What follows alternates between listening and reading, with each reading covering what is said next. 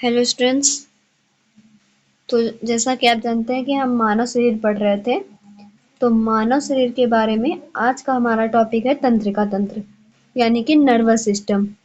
तो तंत्रिका तंत्र के बारे में पहले थोड़ा सा फिगर के माध्यम से इसके डिटेल्स जानते हैं, उसके बाद इसके बारे में जो क्वेश्चन पूछे हुए हैं उनके बारे में देखते हैं कि कैसे कैसे क्वेश्चन कौन कौन से एग्जाम्स में पूछे गए हैं। ठीक है, तो जैसे कि ये मस्तिष्क का आपका फिगर है, तो इसमें से ये है प्रमस्तिष्क।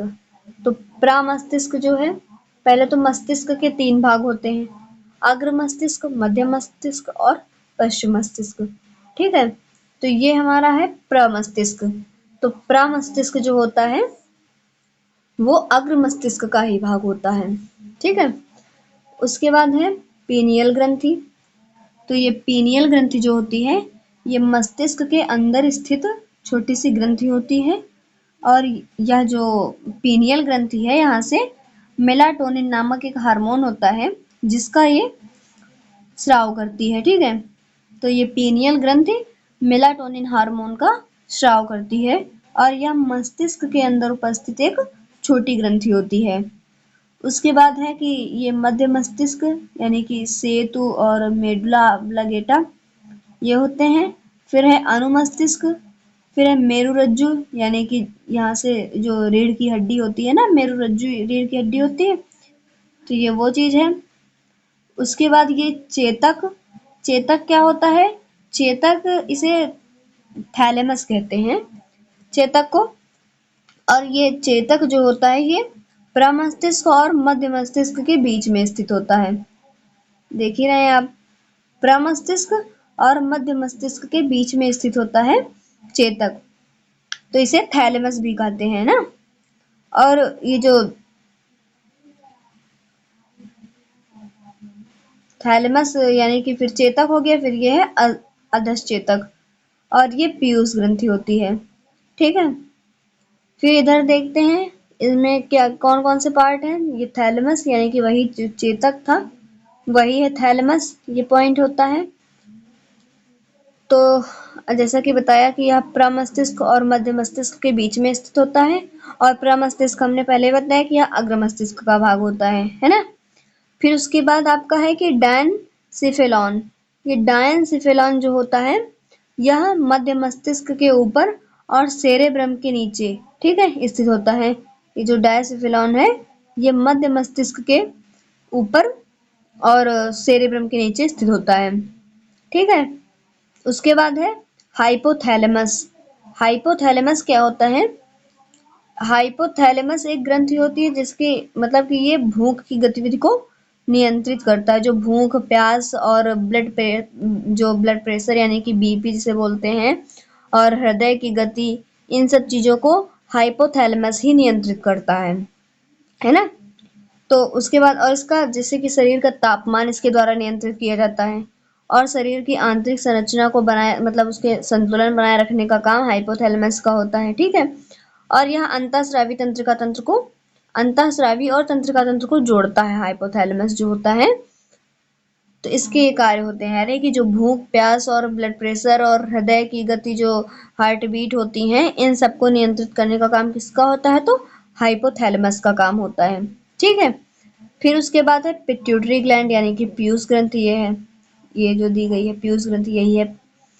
उसके बाद ये है कार्पस कैलोसम। कार्पस कैलोसम जो होता है, ये मतलब महासंयोजिका, जैसे बोलते हैं ना, महासंयोजिका का कार्य करता है। तो यहाँ महासंयोजिका का मतलब है कि ये मस्तिष्क के जो 2 हिस्से होते हैं उनको जोड़ने वाले जो तंत्रिका तंतु मतलब जो तंत्रिका तंतुओं का बना एक जाल होता है, उसको उसमें सी आकार के बंडल से ये महासंयोजिका जो बनती है, ये देख लीजिए सी आकार बन रहा है ना। तो तंत्रिका तंतुओं को जोड़ने का काम करता है, मस्तिष्क के 2 हिस्सों को जोड़ने का काम करता है।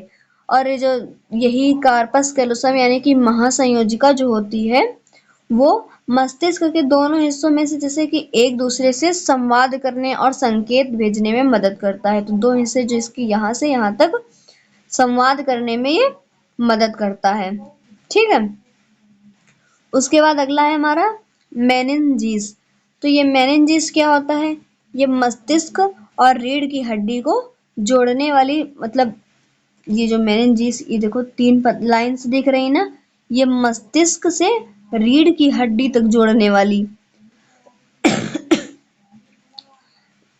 का काम करता है। ठीक है, तीन पतली झिल्लियां होती हैं मेनिनजेस की, और ये मस्तिष्क और रीढ़ की हड्डी को जोड़ने का काम करती हैं। ठीक है, उसके बाद ये खोपड़ी पूरी बनी होती है ना, खोपड़ी। फिर उसके बाद है सेरेब्रम, सेरेब्रम हो गया, और ये मेरुरज्जु वही रीढ़ की हड्डी हो गई। सेरेबेलम हो गया, ये जो आपका है ये सेरेबेलम हो गया। फिर ये मिड ब्रेन यानी कि मध्य मस्तिष्क, पांस, मेडुला ऑब्लांगेटा, ब्रेन स्टेम। ठीक है, ये सब चीजें होती हैं, मस्तिष्क के ही पार्ट होते हैं। फिर ये तंत्रिका तंत्र है ना, तो तंत्रिका तंत्र के बारे में थोड़ा सा देखते हैं कि जैसे कि ये आपका दिया गया है कि ये जो डेंड्राइट्स होती हैं, ये डेंड्राइट्स क्या होती हैं? ये मतलब जैसे कि अन्य तंत्रिका कोशिका से जो, मतलब जैसे ये तंत्रिका कोशिका है ना, तो ये अन्य तंत्रिका कोशिकाओं में जो प्राप्त विद्युत रासायनिक उत्तेजना, समझ लीजिए विद्युत रासायनिक उत्तेजना न्यूरॉन के, मतलब यानी कि तंत्रिका कोशिका के शरीर तक पहुंचाती है। ये अन्य तंत्रिका कोशिकाओं से जो प्राप्त विद्युत रासायनिक उत्तेजना होती है, वो तंत्रिका कोशिका के शरीर तक पहुंचाती है, तंत्रिका कोशिका से। ठीक है, तो इसका काम ये होता है डेंड्राइट्स का। और ये न्यूक्लियस यानी कि नाभिक हो गया, सोमा। फिर ये है नोट्स ऑफ रैनवियर। तो नोट्स ऑफ रैनवियर क्या होता है? ये पहले तो एक्सॉन देखिए, पहले एक्सॉन क्या होता है उसके बाद ये समझ में आएगा ना। एक्सॉन जो होता है, ये एक, जैसे कि देख ही रहे हैं आप, फाइबर का होता है ये फाइबर का तंत्रिका कोशिका से विद्युत आवेग को अन्य न्यूरॉन मांसपेशियों तक ले जाता है। जो एक्सॉन होता है, ये न्यूरॉन्स की अन्य मांसपेशियों तक ले जाता है। ठीक है, ये देख लीजिए यहाँ से यहाँ ऐसे जा रहा है, तो ये एक्सॉन का कार्य होता है। उसके बाद ये जो लिखा है माइलिन शीथ, तो माइलिन शीथ इसके निर्माण, जो माइलिन शीथ होती है यही बनी होती है, तो इसके निर्माण के लिए विटामिन B12 की जरूरत होती है। इसके निर्माण के लिए विटामिन B12 जरूरी होता है। और ये न्यूरॉन के चारों तरफ लिपटी एक सुरक्षात्मक झिल्ली होती है, जो ऊपर से न्यूरॉन जो तंत्रिका कोशिका जा रही है, यहाँ से लिपटी हुई एक झिल्ली होती है। ये देखिए, तो ये जो ऊपर से लिपटी हुई झिल्ली होती है ना, ये जो दिख रहे हैं आपको डॉट डॉट्स, ये जो ऐसे बना हुआ है बॉक्स टाइप का, तो ये माइलिन शीथ है, सुरक्षा, ये तंत्रिका तंतुओं को इंसुलेट करने का कार्य करता है। ठीक है, तो ये न्यूरॉन के चारों तरफ लिपटी एक सुरक्षात्मक झिल्ली होती है माइलिन शीथ, और ये तंत्रिका तंतुओं को इंसुलेट करने का कार्य करता है। और इस जो बना हुआ है, इसके निर्माण के लिए B12 की जरूरत होती है। ठीक है, फिर है आपका नोट्स ऑफ रैनवियर। तो नोट्स ऑफ रैनवियर क्या होता है कि जो एक्सॉन की लंबाई है, ये जो एक्सॉन है, तो एक्सॉन की लंबाई को श्वान कोशिकाओं के मध्य छोटे छोटे छिद्र होते हैं। ठीक है, ये जो बीच में गैप मिल रहा है ना आपका, तो ये छोटे छोटे छिद्र होते हैं। तो इनके जो छिद्र होते हैं, इन्हें रैनवियर के नोड कहा जाता है, यानी कि नोड्स ऑफ रैनवियर, इन्हें रैनवियर के नोड्स कहा जाता है। ठीक है, उसके बाद अगला है आपका ये सिनैप्स करके है, तो इसे अंतर्ग्रथन कहा जाता है, हिंदी में इसे अंतर्ग्रथन कहा जाता है। तो इसका काम होता है तंत्रिका तंत्र से कोशिकाओं के बीच संकेतों का आदान प्रदान करना। इसका काम होता है तंत्रिका तंत्र से आदान प्रदान करना। ठीक है, फिर यही डेंड्राइट्स और सोमा इधर भी हैं। तो इतनी डिटेल्स थी फिगर के माध्यम से। अब हम क्वेश्चंस देखते हैं कि कैसे कैसे क्वेश्चंस पूछे गए हैं,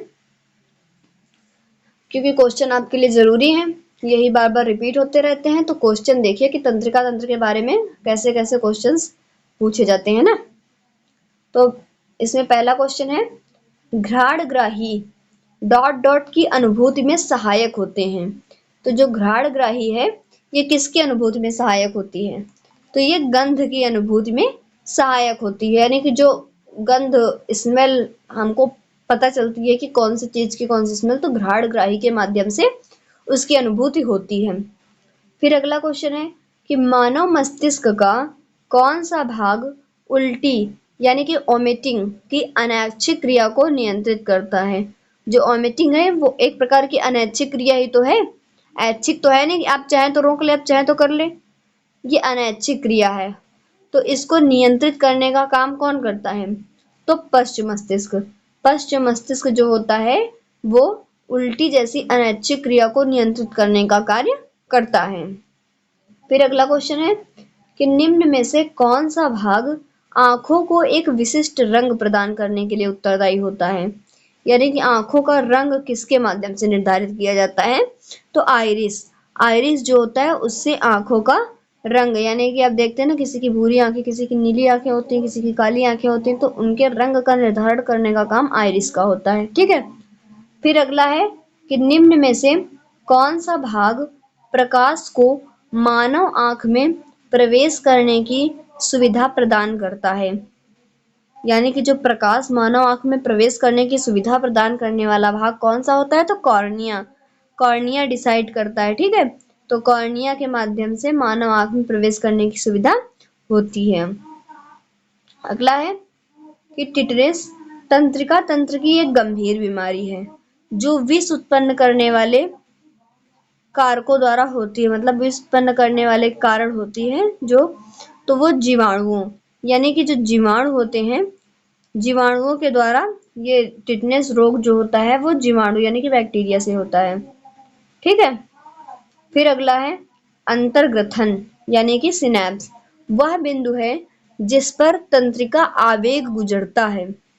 तो अंतर्ग्रथन जो होता है वो वह बिंदु है जिस पर तंत्रिका आवेग गुजरता है। तो एक न्यूरॉन से दूसरे न्यूरॉन तक तंत्रिका आवेग गुजरता है। ठीक है। फिर अगला क्वेश्चन है कि श्वसन यानी कि ब्रीथिंग, लार श्रावण यानी कि सैलिवेशन और क्रमाकुंचन परसिटेलिस जैसी अनैच्छिक क्रियाएं किसके द्वारा होती हैं। यानी कि इनमें से कौन है जो श्वसन, लार श्रावण और क्रमाकुंचन जैसी अनैच्छिक क्रियाएं किसके द्वारा नियंत्रित होती हैं, तो मेरु शीर्ष यानी कि मेडुला ऑब्लांगेटा के द्वारा नियंत्रित की जाती हैं ये सब क्रियाएं। ठीक है। फिर अगला क्वेश्चन है तंत्रिका कोशिका यानी कि न्यूरॉन के डेंड्राइट से सूचना प्राप्त होती है। तो तंत्रिका तंत्र के किस भाग से सूचना प्राप्त होती है, तो डेंड्राइट से सूचना प्राप्त होती है। ठीक है। हमने बताया ना कि ये न्यूरॉन के मतलब एक भाग से दूसरे भाग तक ले जाने का कार्य कौन करता है, तो डेंड्राइट्स करते हैं, सूचनाओं का आदान प्रदान करते हैं। ठीक है। फिर अगला क्वेश्चन है कि अस्थिबंध यानी कि लिगामेंट एक संयोजी ऊतक होता है जो हड्डी को हड्डी से जोड़ता है। यानी कि जो लिगामेंट्स होते हैं वो बोन टू बोन जोड़ते हैं, यानी कि वो बोन से बोन को जोड़ते हैं। और टेंडन भी एक प्रकार का संयोजी ऊतक है जो मांसपेशियों को हड्डियों से जोड़ता है। ठीक है। तो अस्थिबंध जो यानी कि लिगामेंट है वो बोन को बोन से जोड़ता है, और जो टेंडन है वो बोन को मसल्स जोड़ता है। ठीक है। बोन टू मसल्स, और लिगामेंट में बोन टू बोन और टेंडन में बोन टू मसल्स। ठीक है। फिर अगला क्वेश्चन है कि निम्नलिखित में से कौन सी तंत्रिका तंत्र की मूलभूत संरचनात्मक एवं प्रकार्यात्मक इकाई है। तो इनमें से कौन सी है जो तंत्रिका तंत्र की संरचनात्मक और प्रकार्यात्मक इकाई है, तो वो है न्यूरॉन्स। न्यूरॉन्स जो है वो तंत्रिका तंत्र की मूलभूत संरचनात्मक एवं प्रकार्यात्मक इकाई होती है। ठीक है। फिर अगला क्वेश्चन है कि निम्नलिखित में से कौन सा न्यूरॉन का हिस्सा है। तो इनमें से न्यूरॉन का हिस्सा कौन कौन सा है, कोशिका काय, तंत्रिकाक्ष, शाखिका, ये सभी न्यूरॉन के हिस्से हैं। अगला क्वेश्चन है पोन्स मानव के किस अंग का भाग है। तो पोन्स किसका भाग है, मस्तिष्क का भाग है। ठीक है। फिर अगला क्वेश्चन है निम्नलिखित में से क्या तंत्रिका तंतुओं से बना होता है जो प्रतिवर्ती क्रियाओं के बीच मध्यस्थता करता है और आवेगों को मस्तिष्क तक और मस्तिष्क से विभिन्न भागों तक पहुंचाता है। तो मेरुरज्जु। मेरुरज्जु जो होता है वो तंत्रिका तंतुओं का बना होता है और प्रतिवर्ती क्रियाओं के बीच मध्यस्थता करता है। ठीक है, मेरुरज्जु यानी कि रीढ़ की हड्डी होती है ना, वो मध्यस्थता करता है और आवेगों को मस्तिष्क तक और मस्तिष्क से विभिन्न भागों तक पहुंचाता है। फिर अगला क्वेश्चन है कि न्यूरॉन्स की शाखा जैसी संरचना को क्या कहा जाता है? तो शाखिका कहा जाता है। जो न्यूरॉन की शाखा जैसी संरचनाएं ऐसे से बनी होती है ना न्यूरॉन्स की, तो इन्हें क्या कहा जाता है? तो इन्हें कहा जाता है शाखिका। ठीक है। फिर अगला क्वेश्चन है कि मानव शरीर में कितनी मेरुतंत्रिकाएं होती हैं? तो मानव शरीर में कितनी मेरुतंत्रिकाएं होती हैं? 31 जोड़ी। ठीक है, मानव शरीर में 31 जोड़ी मेरुतंत्रिकाएं होती हैं। फिर अगला क्वेश्चन है कि आंख की वह संरचना जो प्रकाश किरणों को अपरिवर्तित करके और रेटिना पर केंद्रित करने का कार्य करती है, उसे क्या कहा जाता है? यानी कि आंख की वह संरचना जो प्रकाश किरणों को अपवर्तित करके रेटिना पर केंद्रित करने का कार्य करती है, तो उसे क्या कहेंगे हम? लेंस कहा जाता है। ठीक है। फिर अगला क्वेश्चन है कि निम्नलिखित में से मानव मस्तिष्क का वह हिस्सा कौन सा है जिसमें विचारों का संग्रह होता है? यानी कि थॉट्स किसमें होते हैं? तो थॉट्स जो उसमें कलेक्शन जो थॉट्स का होता है वो हमारे अग्र मस्तिष्क का हिस्सा होता है। ठीक है, अग्र मस्तिष्क का ही कार्य होता है कि यानी कि वो विचारों का संग्रह वहां पर होता है। फिर है कि मानव मस्तिष्क के 3 भाग होते हैं, अग्र मस्तिष्क यानी कि फोर ब्रेन, मध्य मस्तिष्क यानी कि मिड ब्रेन, पश्च मस्तिष्क यानी कि हिंड ब्रेन। ठीक है। फिर अगला है कि मस्तिष्क का सोचने वाला मुख्य भाग क्या है? यानी कि वही थॉट्स वाला प्रोसेस। तो मस्तिष्क का सोचने वाला मुख्य भाग कौन सा है? अग्र मस्तिष्क जो होता है वहां पर विचारों का संग्रह यानी कि विचार संबंधी जो सोचने समझने का कार्य होता है, जो हमें विचार आते हैं वो अग्र मस्तिष्क के द्वारा आते हैं। ठीक है। तो निम्नलिखित में से कौन सी ऐच्छिक क्रिया नहीं है? तो ऐच्छिक यानी कि जो हमारी इच्छा पर डिपेंड हो, जिसे हम कंट्रोल कर सकें, जो चीज हमारे कंट्रोल में हो वो ऐच्छिक क्रिया होती है। जैसे कि कुर्सी का घूमना, हृदय का धड़कना, पहले बंद करना, किसी वस्तु पर बात करना। तो इनमें से ऐच्छिक क्रिया किसी वस्तु पर बात हम कर सकते हैं या नहीं भी कर सकते हैं। कुर्सी का घूमना यानी कि कुर्सी अपने आप तो घूमेगी नहीं, ठीक है, उसे हम ही तो घुमाएंगे, तो हमारी इच्छा पर डिपेंड है हम घुमाएंगे कि नहीं घुमाएंगे। और हृदय का धड़कना जो है पहले बंद करना, यानी कि अगर कोई भी कार्य है जो आप अपने मन से कर रहे हैं या नहीं भी कर सकते हैं, जिसमें आपके पास चॉइस है कि हम करें या ना करें, तो वह ऐच्छिक क्रिया होती है। और हृदय का धड़कना ये अनैच्छिक क्रिया है, इस ये आपके कंट्रोल में नहीं है। हृदय अगर आप जिंदा हैं तो हृदय धड़केगा ही धड़केगा। ठीक है, तो हृदय का धड़कना अनैच्छिक क्रिया होती है। उसके बाद है कि ईसीजी, ये अलग से इम्पोर्टेंट फैक्ट है आपका कि ईसीजी यानी कि इलेक्ट्रोकार्डियोग्राम। इलेक्ट्रोकार्डियोग्राम, इससे आपको क्या पता चलता है? कार्डियो वर्ड जहां आ जाए तो समझ लीजिए कि हृदय की बात हो रही है। तो इलेक्ट्रोकार्डियोग्राम हृदय द्वारा उत्पादित विद्युत बलों को महसूस करता है। ईसीजी का उपयोग हृदय की इलेक्ट्रिकल इम्पल्स की गति को चेक करने के लिए किया जाता है, जो एक ग्राफ के रूप में प्रदर्शित करता है। ठीक है, इलेक्ट्रोकार्डियोग्राम का कार्य होता है ईसीजी जिसे कहा जाता है। तो हृदय की इलेक्ट्रिक इम्पल्स गति को चेक करने के लिए किया जाता है। उसके बाद जो रिजल्ट होता है वो एक ग्राफ के रूप में प्रदर्शित करता है। फिर अगला है कि शरीर या शरीर के किसी अंग की क्रियाएं जिन्हें हम अपनी इच्छा से नियंत्रित नहीं कर सकते हैं, तो वो अनैच्छिक क्रियाएं कहलाती हैं। बिल्कुल सही बात है कि अगर किसी अंग की क्रियाएं जिन्हें हम अपनी इच्छा से कंट्रोल नहीं कर पा रहे हैं तो वह अनैच्छिक क्रियाएं हैं। इन क्रियाओं पर किसका नियंत्रण होता है? तो मेड्यूला का नियंत्रण होता है। इनका नियंत्रण मेड्यूला के द्वारा किया जाता है। ठीक है। उसके बाद अगला है कि स्वैच्छिक कार्यों के लिए सुनिश्चितता, अंग विन्यास निर्वहन और शरीर का संतुलन बनाए रखने के लिए कौन उत्तरदायी होता है? तो अनुमस्तिष्क उत्तरदायी होता है। ठीक है। फिर अगला है कि मनुष्य में ताप नियमन, मनुष्य में ताप नियमन जो होता है वो मतलब किसके द्वारा नियंत्रित किया जाता है? तो हमने पहले ही आपको बताया कि हाइपोथैलेमस जो होता है उसके द्वारा शरीर के तापमान का नियंत्रण किया जाता है। भूख प्यास उसी के माध्यम से हमको पता चलती है, हाइपोथैलेमस के कारण, ठीक है। तो मनुष्य के ताप का नियमन जो होता है वो हाइपोथैलेमस के द्वारा नियंत्रित किया जाता है, ठीक है।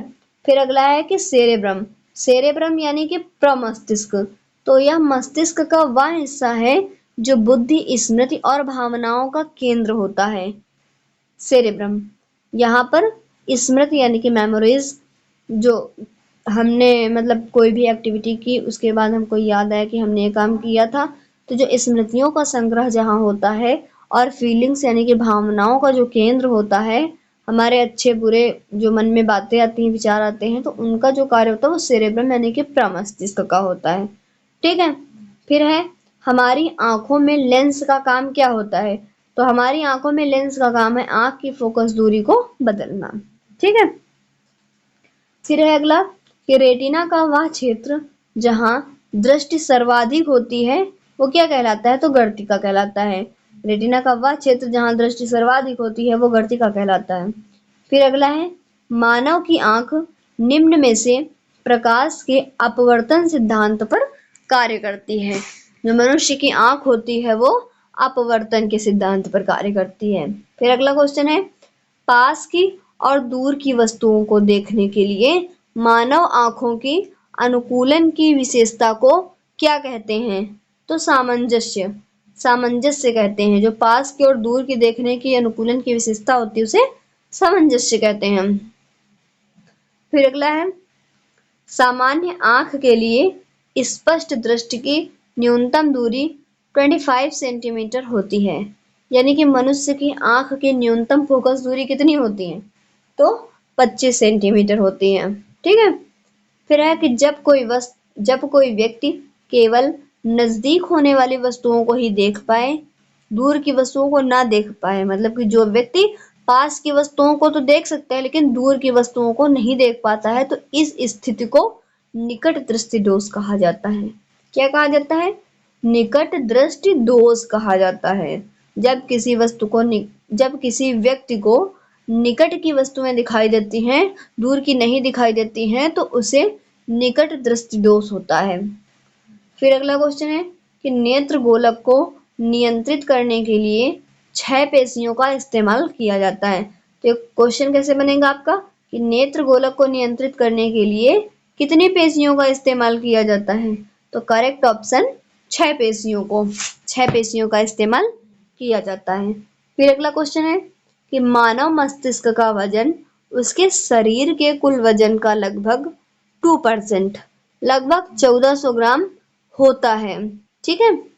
फिर है कि रेटिना पर बनने वाला प्रतिबिंब उल्टा होता है एवं वास्तविक बनता है। तो जो रेटिना पर प्रतिबिंब बनता है वो वास्तविक एवं उल्टा बनता है। अगला क्वेश्चन है कि मानव मस्तिष्क में ध्वनि की संवेदना 0.1 सेकंड तक बनी रहती है।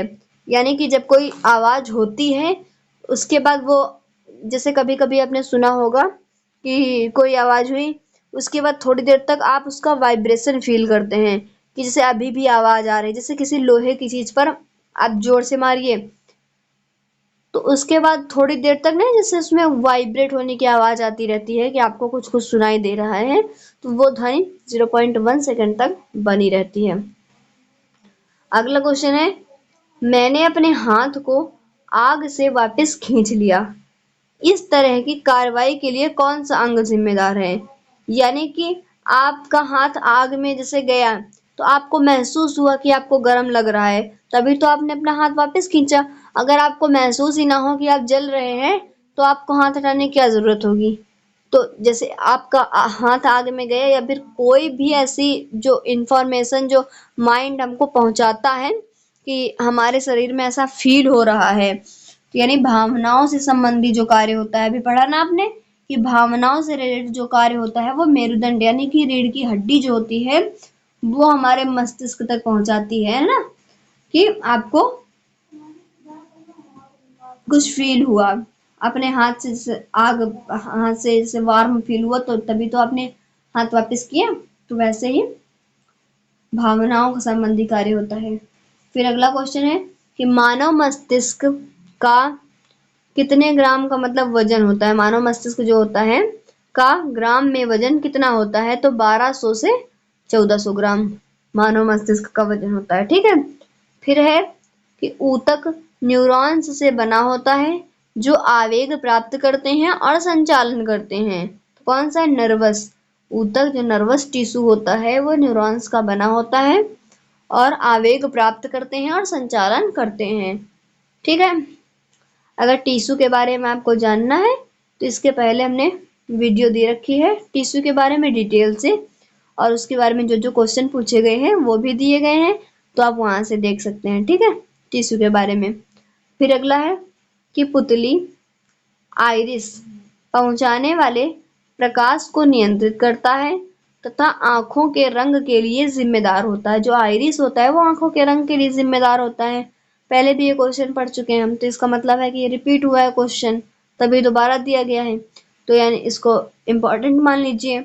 2 बार पूछा जा चुका है ना। तो पुतली यानी कि आइरिस पहुंचने वाले प्रकाश को नियंत्रित करता है, आंख में पहुंचने वाले प्रकाश को नियंत्रित करता है। यहाँ आंख में छूट गया शायद। तो पुतली जो होता है वो आंख में पहुंचने वाले प्रकाश को नियंत्रित करता है तथा आंखों के रंग के लिए जिम्मेदार होता है, तो वो आइरिस होता है। फिर अगला क्वेश्चन है निम्नलिखित में से कौन सा प्रमस्तिष्क के बारे में सही नहीं है। तो प्रमस्तिष्क किसका भाग होता है? चलिए आप बताइए कि प्रमस्तिष्क किसका भाग होता है। अभी हमने ऊपर 2 बार बताया आपको कि प्रमस्तिष्क किसका भाग होता है। अब आप लोग बताइए। ठीक है। इसमें 2 भाग होते हैं जिन्हें प्रमस्तिष्क गोलार्ध कहा जाता है। अगला ऑप्शन है कि यह मस्तिष्क का सबसे बड़ा भाग लगभग 80% है।